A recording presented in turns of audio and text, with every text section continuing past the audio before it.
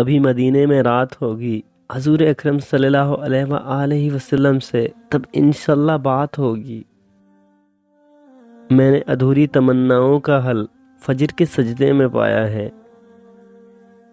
جس نامحرم کی محبت میں تم روتی ہو، وہ دوستوں کو تمہارے قصے سنا کر کہہ کے لگاتا ہے۔ کتنا خوبصورت احساس ہے نا اگر کوئی آپ کا نام اللہ رب العزت کے سامنے لیتا ہو۔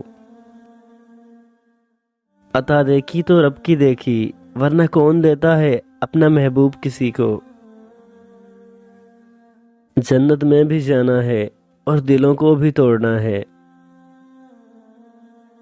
اور کیا ہی خوش نصیب ہے وہ جس کا دوست قرآن پاک ہے۔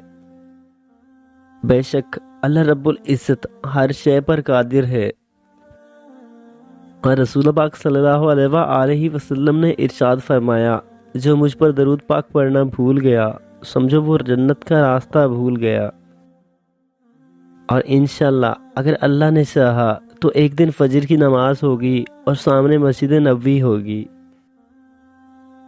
میری ذات خاک ہی سہی پر میرا رب تو کریم ہے۔ اللہ پاک جب دینے پر آتا ہے تو اگلے پچھلے سب حساب برابر کر دیتا ہے۔ اللہ پاک دیر تو کر سکتا ہے لیکن بندے کو مایوس نہیں کر سکتا۔ اور جانتے ہو دعا کیا ہے؟ اپنی ہر پریشانی اللہ کو بتا کر خود بے فکر ہو جانا۔ اللہ عزوجل کا قرب پا لینا ایسی منزل ہے جس کے بعد کوئی مشکل نہیں۔ تہجد کا سجدہ ہو اللہ عزوجل نہ ملے ایسا ممکن ہی نہیں۔ اللہ پاک سکون بھی آپ کے سجدے میں ہی ہے، موت بھی ہمیں سجدے میں ہی دینا۔ وہ اللہ تو تمہیں تب بھی سنتا ہے جب تم خود کو نہیں سن پاتے۔